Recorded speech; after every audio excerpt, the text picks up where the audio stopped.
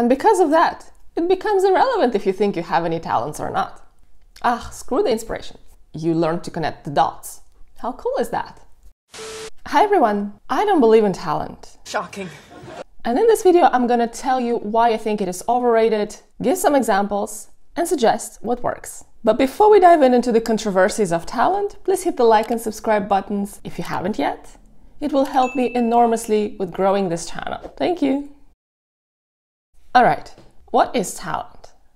I think what people call talent is a great result of someone doing something, or it's effortless execution. But what is talent exactly? I hear from time to time that I'm a talented designer.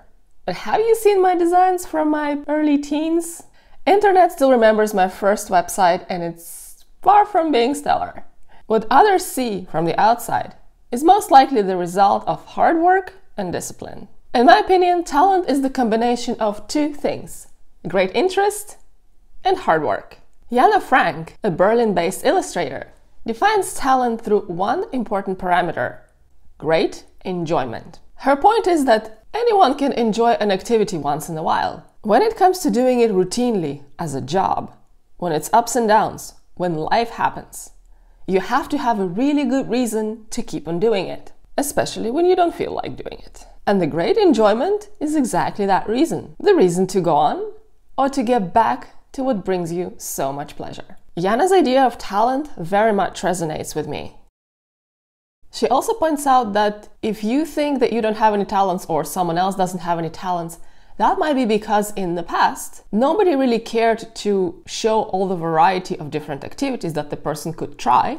Why is it so hard? Other person couldn't find anything that truly brings them enjoyment. Here's a little segue from this talent conversation. I hate having a head start. I always thought that I'm good at languages. Turns out it was my enormous interest that got me to practice English a lot, so I got fluent in my early teens. When it came to German, it was trickier. By the time I went to the language school, I already knew some basics, I knew how things are pronounced in the proper way, I picked up some vocabulary, and that was my head start that made the classes very easy at first. No effort whatsoever. So why would I hate the head start when it makes me feel so good? Well, the thing is, it seemed like I will never have to put any effort into studying, that everything will be easy forever. And guess what? I actually missed the moment when things start to get more complicated and I actually had to put in the effort. My basics were not enough and I couldn't keep up anymore without putting extra work into it. Well, to be fair, I also had a full-time job and a university on my hands, so perhaps it's fair that I didn't have a lot of energy to do my homework. But still, this is exactly why I prefer to be a real beginner and have no expectations that I would be great at something, and just prefer to think that I have to put in work from the very beginning. But okay, if it's not talent, then what is it? I mentioned two things: great interest and hard work. We pretty much covered how important the interest part is. This is what keeps you going. And the second part is actual work. If you need to take one thing out of this video, that would be it. Hard work includes discipline and consistency, and that will inevitably bring you results. Just plain old doing, regularly with small manageable steps, clear goals, try, fail, repeat. You have heard it a million times, I bet.